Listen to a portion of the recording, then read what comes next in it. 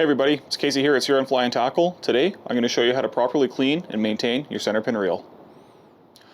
So we're coming into steelhead season as I film this, and a lot of you are coming by the shop with your reels to get fresh line put on for the upcoming season. It's not uncommon for us to pop these things open, see what they look like inside before we take line off or put fresh line on. And we notice after a long fall of salmon fishing that a lot of times there hasn't been any maintenance done in the meantime. So we'll pop these things open. There's a whole bunch of grime in there, a bunch of dirt, a bunch of borax, a bunch of roe, and very common to see dry spindles. So today I'm going to show you how to tear this thing open, give it a quick clean, and how to protect your investment for plenty of future fishing. All right, so how do I clean up or how do I maintain my center pin, get it ready for the upcoming season? So I have a bushing reel here. This is my my workhorse here, the reel that I use the most for salmon and steelhead fishing. As far as center pins go, 4 3/8 bushing Milner. So with this being a bushing reel, I don't mind letting that soak in some water. There's got some warm soapy water here just to help break up any dried bait that's on there, roe, borax, any kind of dirt and grime, that sort of thing. If this was a bearing reel, I personally wouldn't soak it. I just want to keep the water out of those bearings.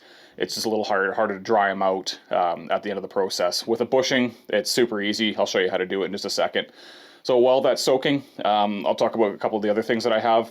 I'm going to be using some oil and some grease. Once we get this all cleaned up, I find having some Q-tips handy just for cleaning out some different spots on the reel, and having either a paper towel or a microfiber cloth just for wiping stuff down, that sort of thing. So reel's been soaking in this warm water for a little bit. I'm just going to pull the cage out, give it a quick shake dry there, push that off to the side a little bit. And now I'm just going to start cleaning this up. So what can happen with this portion of the reel here is it's not uncommon to have sand and grime and stuff kind of build up on this inside edge. So I'll just take a paper towel and run that around, get any grit and grime out of there on the reel. Also, there'll be a little bit of grease underneath your check lever and stuff there. Just gotta get that all out, clean off that center spindle real nice. You can use a mild degreaser on this as well too, but generally I find warm soapy water does a good enough job.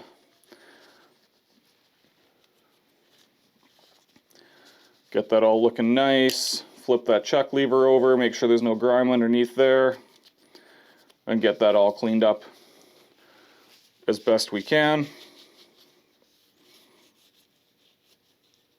Another spot that holds a lot of dirt and grime can be right along the foot there.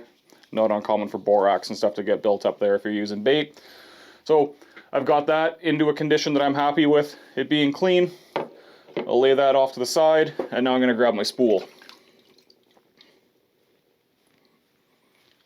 Shake a little bit of the excess water out. I'm going to do the same thing, just give it a quick wipe down.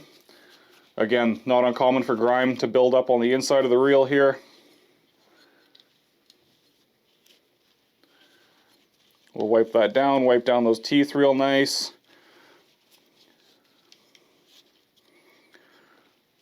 Now where my reel really needed some attention, like I was saying, I got a bunch of sand that's just attached to excess oil along the inside of the spool there, so we want to get that grime off, keep that from scraping up the reel.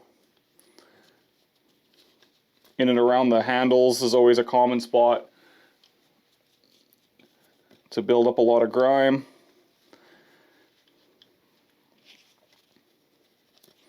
Sometimes I'll even take a Q-tip and work along that edge of the rim there. You can see quite a bit of gunk built up in there. Now to get the water out of this bushing, I'll either use a Q-tip like this and the old oil as well too. You can see I've got the dirty oil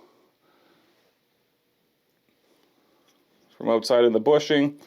If you don't have a Q-tip handy, you can twist up some paper towel and put it in there as well too, and that'll do the job just fine. All right, so now we've got this cleaned. to a condition that we're satisfied with. We got all the extra dirt and debris out of the reel here. The next step is to re-lubricate the reel.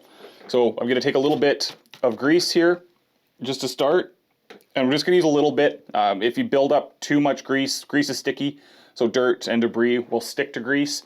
So we want to use it as minimal or as little as possible with this, while still keeping the function. So where grease is going to go is around these moving parts here. So I'll stick a little bit down on either side of the check lever here, and that'll help it work its way underneath.